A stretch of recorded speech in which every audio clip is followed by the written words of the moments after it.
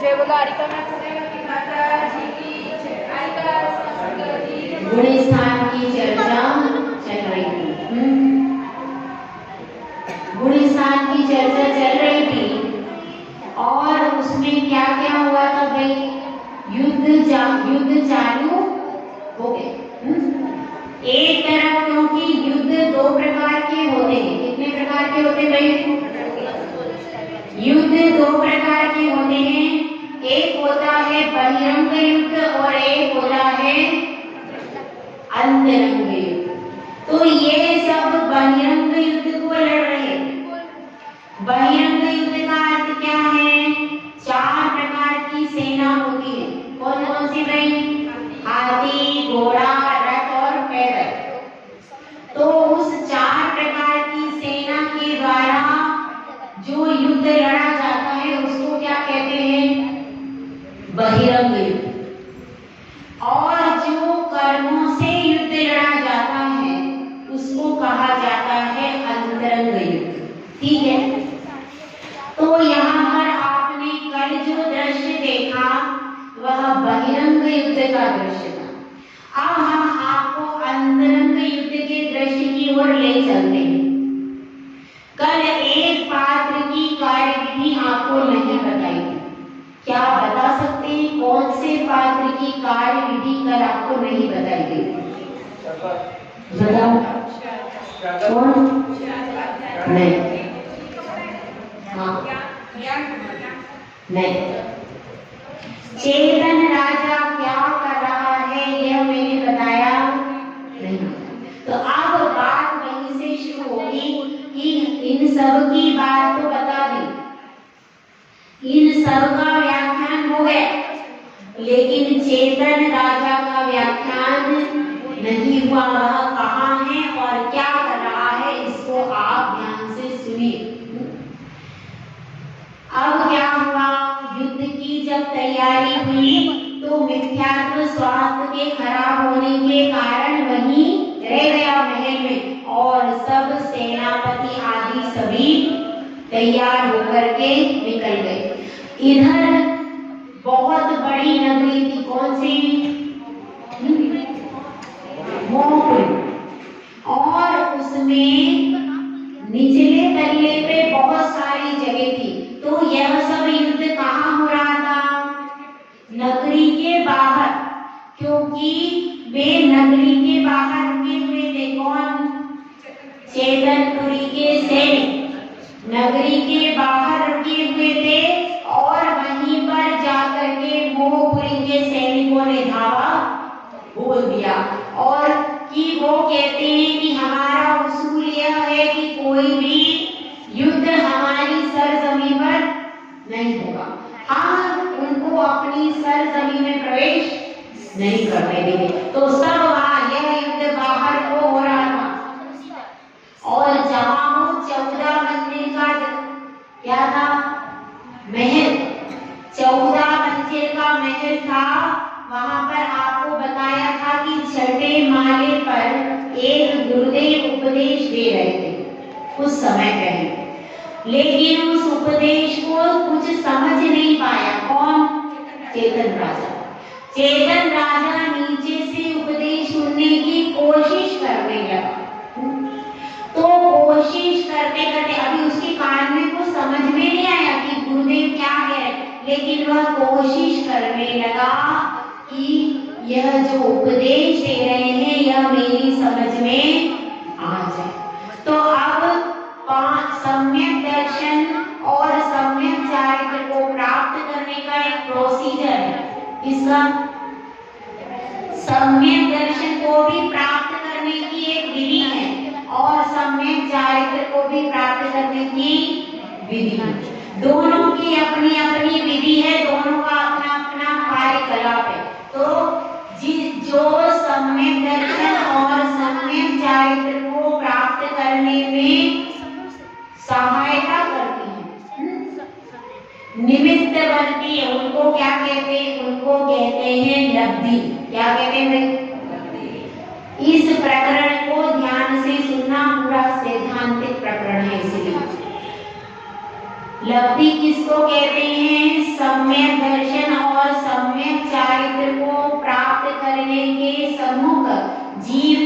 परिणाम को लब्धि कहते हैं। ये सैद्धांतिक परिभाषा। तो अपने को लब्धि का अर्थ क्या है? लब्धि का अर्थ है प्राप्ति। लब्धि का अर्थ क्या है? प्राप्ति होना। तो इन सब किसके सम्यक दर्शन और सम्यक चारित्र को प्राप्त करने का जब जीव पुरुषार्थ करता है तो ये लब्धियां होने के बाद ही सम्यक दर्शन और सम्यक चारित्र प्राप्त होता है। इसको समझना। बिना लब्धि हुए कभी भी सम्यक दर्शन प्राप्त नहीं होता। जैसे बीज के बिना वृक्ष फल आदि होते क्या भाई? नहीं होते। आकाश के बिना तारे होते क्या? नहीं। माता के बिना पुत्र होता है क्या? नहीं होता।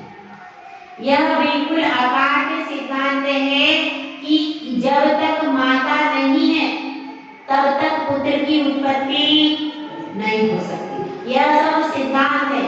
तो इसी प्रकार से यह भी सिद्धांत है कि जब तक 5 लब्धियां नहीं होती हैं तब तक सम्यक दर्शन की प्राप्ति नहीं होती। अभी अपन सिर्फ सम्यक दर्शन के बारे में पढ़ रहे हैं इसलिए बताया। तो उनकी प्राप्ति नहीं होती है। तो अब क्या है? वह चेतन राजा देख रहा है ऊपर की ओर, उसके भाव बन रहे हैं। कैसे? विशुद्ध परिणाम बन रहे हैं। और क्षयोपशम लब्धि किसको होती है? जिसके विशुद्ध परिणाम होते हैं उसी को क्षयोपशम लब्धि होती है। तो क्षयोपशम लब्धि की सैद्धांतिक परिभाषा को आप पहले सुन लीजिए। अपने विशुद्ध परिणाम के द्वारा कर्ममय पटल के अनुभाग स्पर्धक क्रमशः ही क्षीणतर क्षीणतम होते जाते हैं। उसको क्या कहते हैं? विशुद्धि लब्धि। अभी केवल सुन लीजिए। यह सैद्धांतिक भाषा की जो कहाँ लिखी है? कर्म कांड, जीव कांड, लब्धि सार आदि में लिखी है। तो इसमें क्या हुआ? पहली लाइन क्या है? जीव के विशुद्ध परिणामों के द्वारा जब तक आपके परिणाम विशुद्ध नहीं बनेंगे तब तक आपको लब्धि की प्राप्ति नहीं होगी। और लब्धि हमेशा क्रम से ही होती है, कभी भी अक्रम से लब्धि। जैसे सोमवार के बाद क्या आता है? मंगलवार। मंगलवार के बाद क्या आता है? बुधवार के बाद क्या आता है? ये पूरा क्रम 7 दिन का निर्धारित है ना।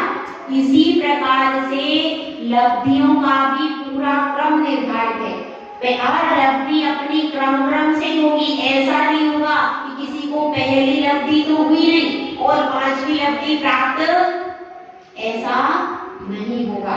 जब पहले से सीढ़ी बाय सीढ़ी जैसे चढ़ते हैं, पहली सीढ़ी पर पैर नहीं रखा और एकदम 5वीं पर पहुंच गए, ऐसा होता है क्या?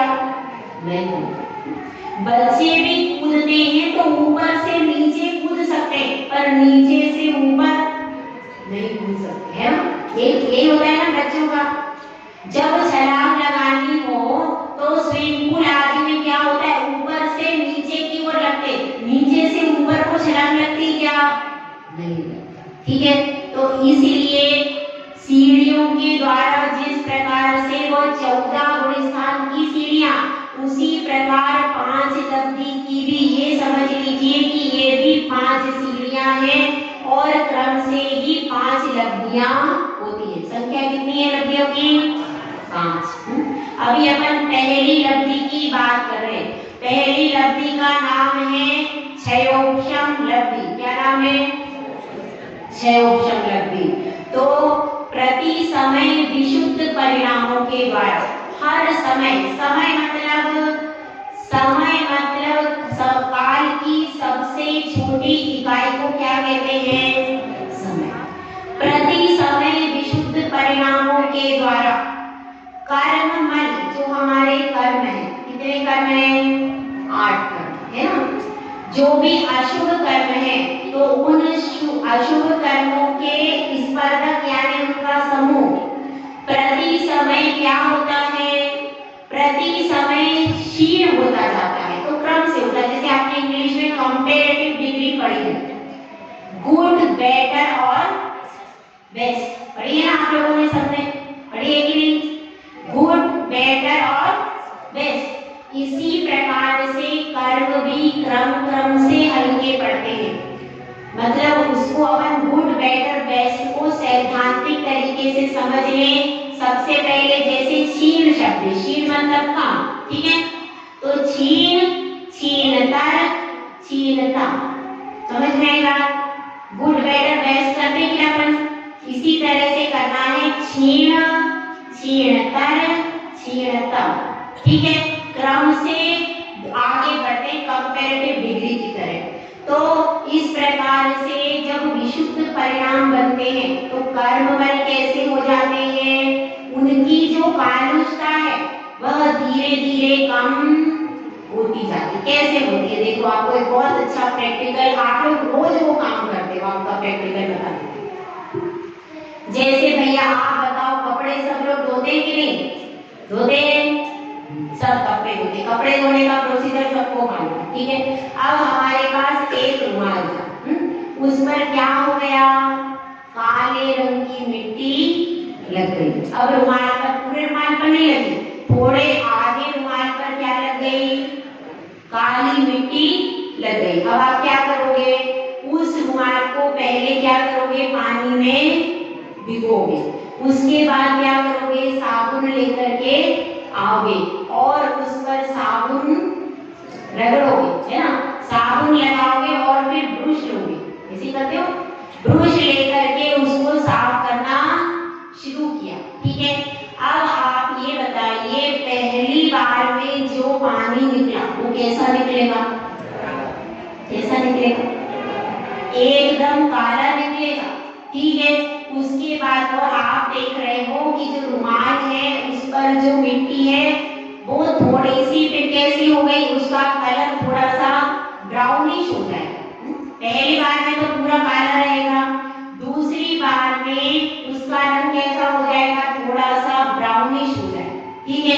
फिर आपने साबुन लगाया, अब कलर, अब उसका रंग कैसा निकल रहा है, पानी का थोड़ा सा कत्थई कलर का निकल रहा है ना, थोड़ा सा कालापन कम हो गया।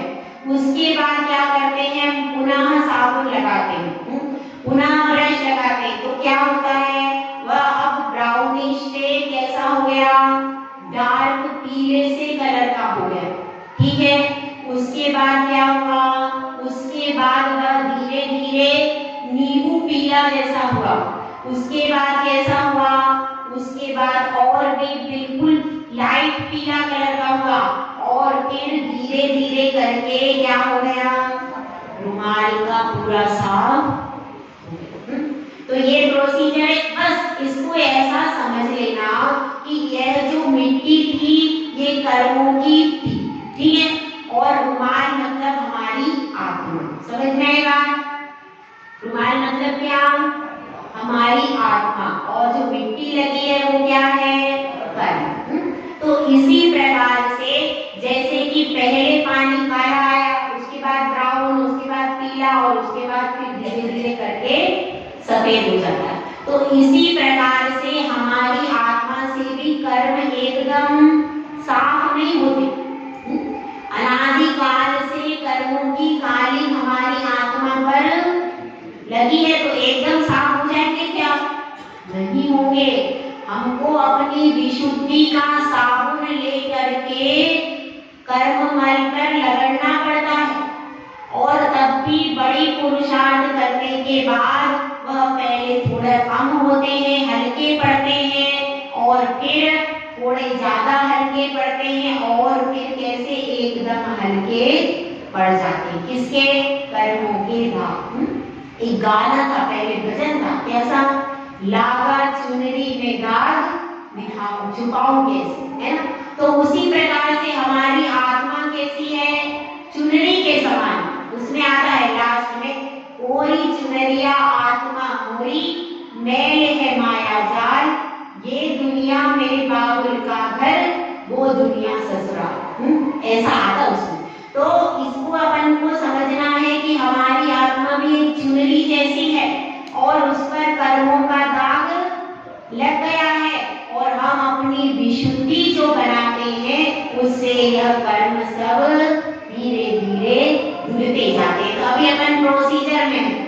क्षयोक्षम लब्धि का समझ में आ गया कि नहीं? तो क्षयोक्षम लब्धि का मतलब इतना ही है कि हम अपने परिणामों को विशुद्ध बनाते हैं और कर्म जितने भी हैं वो क्रम से छीनतम होकर के उदय में आते हैं, एकदम प्रभावी रूप से उदय में नहीं आते। ठीक है, इसको समझ लिया। अब क्या हुआ, अब उन्होंने क्षयोक्षम लब्धि प्राप्त कर ली। किसने?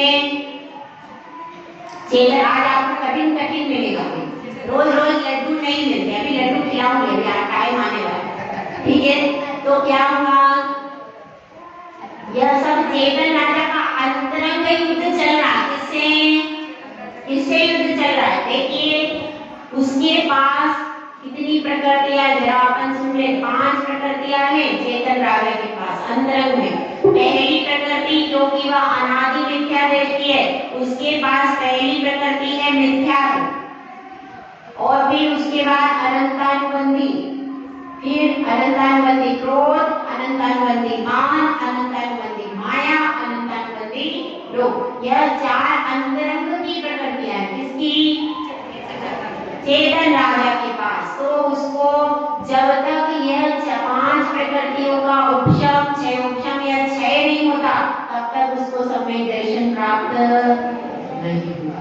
तो अभी उसको इसका पुरुषार्थ करना है, क्योंकि अभी तक उसको कभी भी सम्यक दर्शन प्राप्त नहीं हुआ। इसीलिए जब भी कोई मिथ्या दृष्टि जीव को सम्यक दर्शन प्राप्त होता है, तो प्रथमोक्षम सम्यक दर्शन ही प्राप्त होता है।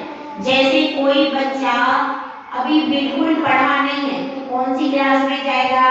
नर्सरी में। नर्सरी के अलावा दूसरी में जा।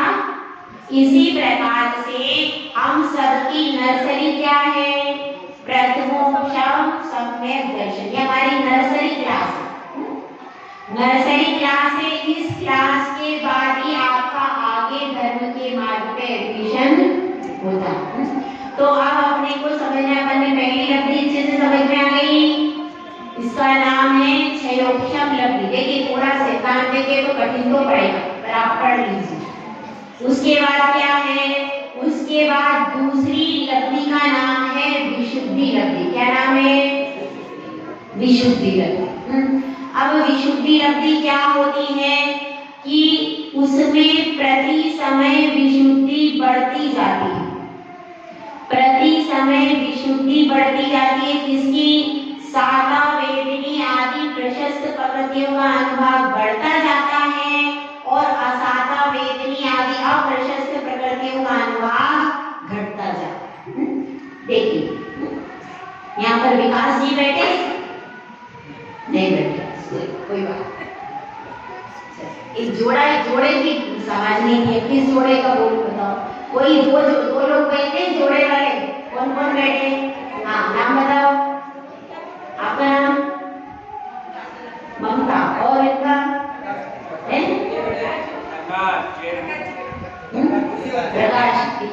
प्रकाश जी और ममता। सही है। अब क्या हुआ, ममता जी ने 2 प्रकार के लड्डू बनाए। एक तो बनाए कौन से रंग के? काले रंग के। ठीक है, काला गोंद सेक करके काले प्रकार के सारे मेवा बना करके उन्होंने काले रंग के बनाए।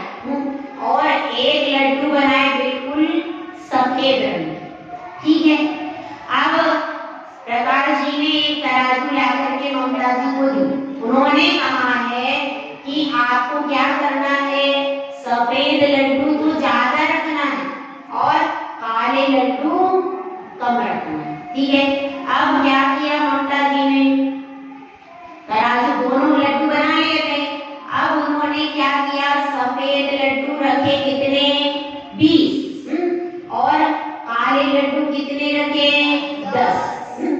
अब तराजू में कितने लड्डू हैं? टोटल 30 लड्डू। लेकिन सफेद लड्डू कितने हैं?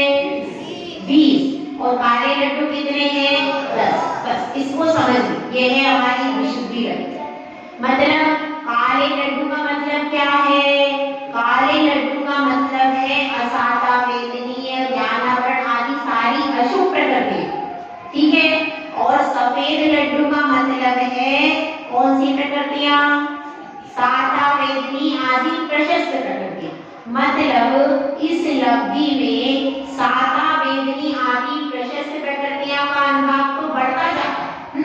अब क्या हो रहा है देखिए, अब वहां पर 10 लड्डू रखे थे, कहां पर? राजू में। इधर 10 लड्डू काले थे, उधर 20 लड्डू व्हाइट थे। अब क्या हुआ, वो जो 10 लड्डू रखे थे उसमें से भी 2 लड्डू प्रकाश जी ने काले वाले बाहर रख दिए। अब कितने लड्डू हैं? 8 लड्डू काले वाले और सफेद लड्डू कितने हैं? 20। ठीक है। अब इधर से ममता जी आई, ममता जी ने 2 सफेद लड्डू और बढ़ा दिया। कितने लड्डू हैं? 22 लड्डू किसके से? सफेद। और इधर से 2 लड्डू प्रकाश जी ने उठा लिए। बताइए कितने लड्डू हैं आप काले वाले हैं? मतलब क्या है, इसको समझिए, सफेद लड्डू बढ़ते जा रहे हैं और काले लड्डू घटते जा रहे हैं। बस इतना ही है। विशुद्धि लब्धि का मतलब क्या है? हमारे प्रशस्त और शुभ प्रकृतियों का अनुभाग बढ़ता जा रहा है और अप्रशस्त प्रकृतियों का अनुभाग घटता जा रहा है। इसको क्या कहते हैं? विशुद्धि लब्धि। समझ में आई? ममता जी को समझ में आई कि नहीं? अपने को क्या करना है? सफेद लड्डू बढ़ाना है और काले लड्डू एक एक करके क्रम से कम करते जाना, इतना ही करना।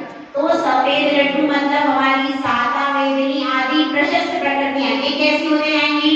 बढ़ती जाएंगी और असाता, वेदनी आदि अशुभ प्रकृतियां क्रम से घटती जाएंगी। इसका नाम क्या है? इसका नाम होता है विशुद्धि लब्धि। यानी इसमें अपनी अशुभ प्रकृतियां कम होती हैं और शुभ प्रकृतियां बढ़ती चली जाती हैं। चलो एक और उदाहरण के बाद सब सुनिएगा, बच्चों की तरफ। चलो 2 बच्चे के नाम बताओ। तुम्हारा नाम क्या है? काम्या। इसका नाम क्या है?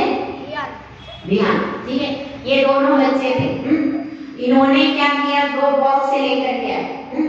एक में काली गेंद थी, एक में सफेद गेंद थी। ठीक है। अब इसने, विहान ने कहा मैं सफेद गेंद दूंगा। इसने कितनी गेंद सफेद ले ली? 10। ठीक है। अब तुमको बताना, मैं पूछूंगी कितनी गेंदें बॉक्स में? 10। विहान के पास 10 गेंदें और अब ये काम्या के पास कितनी गेंदें? 5 काली गेंदें। अब इसमें से इसकी फ्रेंड थी तो उसने, काम्या ने 2 गेंद उसमें से निकाल करके इसकी फ्रेंड को दे दी। बताओ तुम्हारे पास कितनी गेंद है? अब कितनी गेंद बची? 3 बची। ठीक है। अब इसमें से इसका फ्रेंड दूसरा आया, उसने 2 गेंद अलग से इसको दे दी। इसको? विहान को। अब विहान के पास कितनी गेंद है?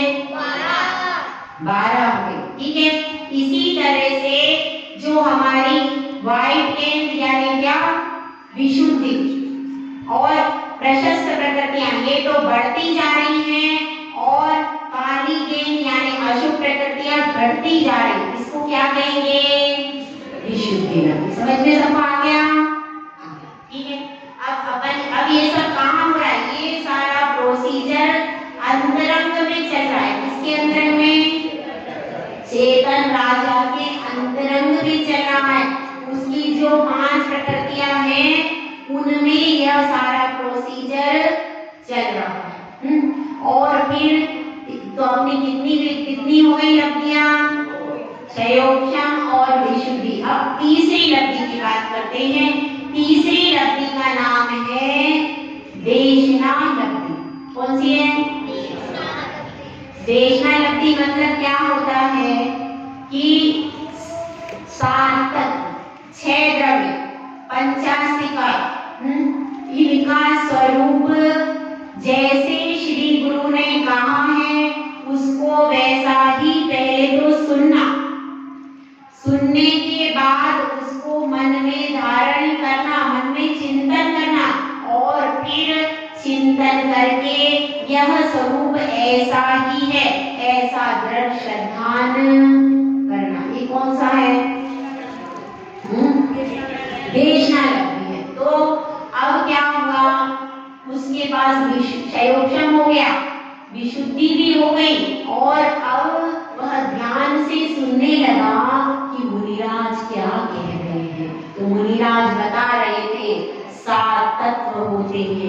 6 द्रव्य होते हैं, 5 अस्तिकाएं होते हैं। जीव इन सब से अलग है। जीव का स्वरूप ज्ञान दर्शन चेतना है।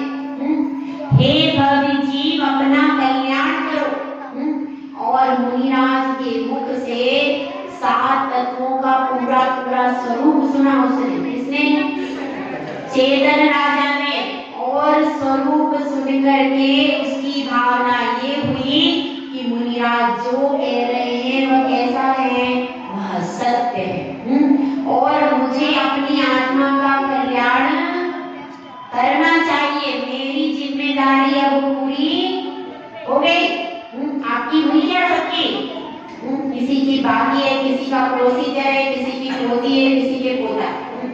तो अब इसको समझ में आ रहा है। किसको? चेतन राजा को। आपको तो नहीं आ रहा। चेतन राजा को समझ में आ रहा है कि वास्तव में यह मोक्ष का मार्ग बहुत अच्छा है और ये निर्ग्रंथ मुनिराज हैं, परम त्यागी हैं, ज्ञान ध्यान में निरत हैं।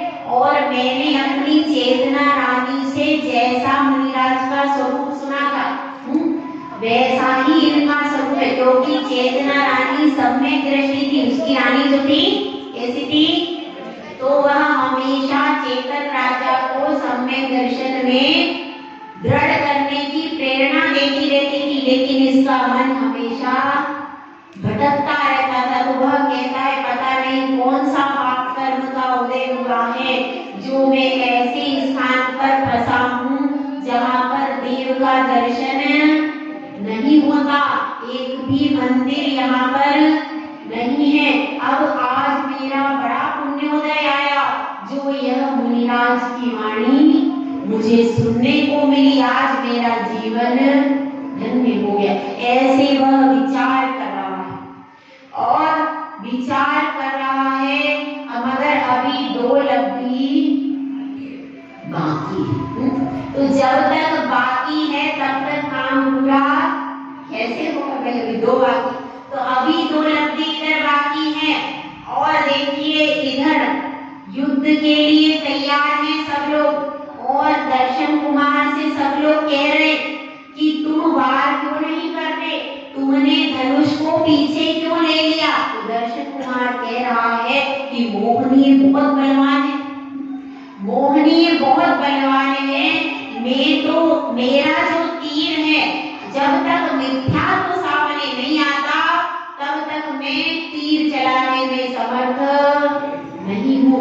क्योंकि मोहनी मुझसे ज्यादा बलवान है। मैं केवल मिथ्यात्व का घात कर सकता हूँ लेकिन मिथ्यात्व अभी मैदान में नहीं आया।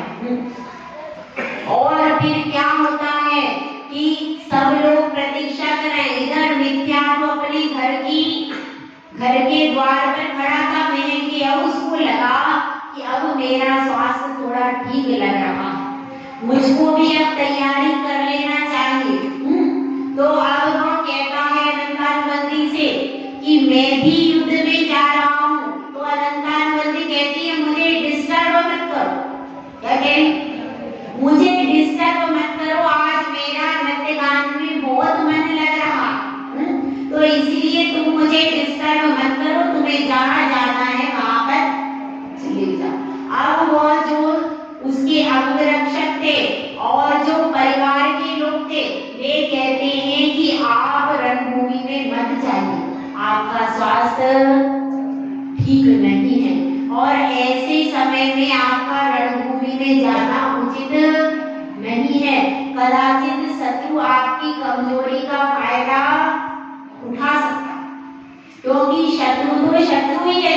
अब आपकी इतनी ज्यादा शक्ति नहीं है तो आप जो रण क्षेत्र में तो वही जाए जिसके बाहों में बल हो। और आपकी वह कहता है नहीं अब मेरी थोड़ा स्वास्थ्य ठीक हो गया है और जब इस प्रकार से रणभेरी बज रही है, मेरे पिताश्री युद्ध करने चले गए, सेनापति चले गए, सब लोग चले गए तो मेरा महल में अब मन नहीं लग रहा है। मैं अब जाता हूँ, कुछ नहीं हुआ तो पीछे से ही घोड़े पर बैठ करके देखता रहूंगा। करूंगा और मेरे लिए बख्तर आदि तैयार करो। बख्तर क्या होता है? कवच। कवच होता है विशेष, तो अंगरक्षक आदि उसको विशेष कवच आदि पहना देते हैं और कवच आदि पहना करके तलवार ढाल आदि लेकर के घोड़े पर सवार होकर के मिथ्यात्व की युद्ध भूमि की तरफ चला जाता है। और इधर क्या होता है कि दर्शन कुमार के पास गुप्तचर सूचना पहुंचा देते हैं कि अब हमारे जीतने का समय आ गया है, क्योंकि गुप्तचरों ने सूचना दी है कि मिथ्यात्व महल से निकल गया है और वह बहुत शीघ्र रणभूमि में प्रवेश करने वाला है। जब दर्शन कुमार यह शुभ सूचना सुनता है तो उनके पूरे मंडप में खुशी की लहर हो जाती है कि अगर मिथ्यात्व पर हमारा वार हो गया तो क्या होगा, तो हम यह युद्ध जरूर जीत जाएंगे, क्योंकि अगर मिथ्यात्व परास्त हो गया तो मोहनीय उस पर अत्यंत मोही है।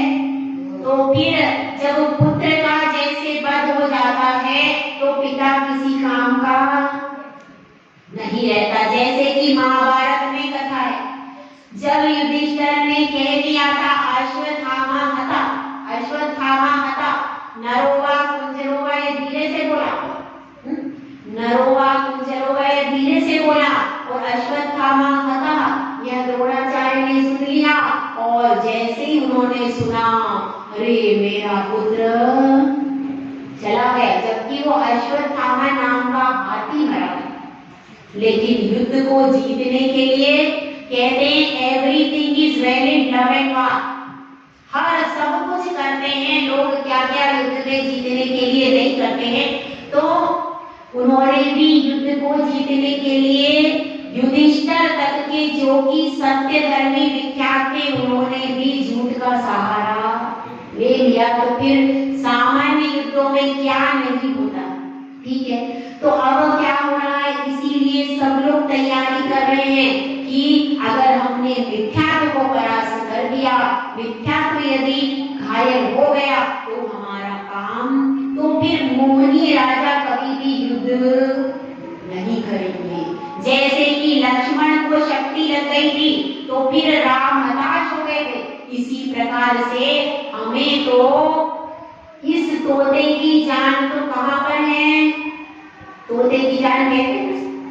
तो इसी प्रकार से इस मोहनी राजा की भी पूरी शक्ति का केंद्र क्यों है, कौन है, उनका एकमात्र इकलौता राजकुमार मिथ्यात्व। इसीलिए हम उस पर वार कर सकेंगे और हम ये युद्ध जीत जाएंगे। अब आगे क्या होता है, इधर मोहनी राजा ने चक्रव्यूह की रचना कर दी और उस चक्रव्यूह का संचालन केवल चेतन राजा ही जानते हैं। तो अब क्या होता है, चेतन राजा तो अंतरंग युद्ध लड़ने में व्यस्त है, उनको अभी सीमा पर इस युद्ध का कोई आभास ही नहीं है। और देखिए क्या होता है, अंतरंग युद्ध वे जीतते हैं या फिर बहिरंग युद्ध जीतते हैं, वे कौन सा युद्ध जीतते हैं इसको कल देखेंगे। जय बोला जय श्री सुंदर सागर महाराज।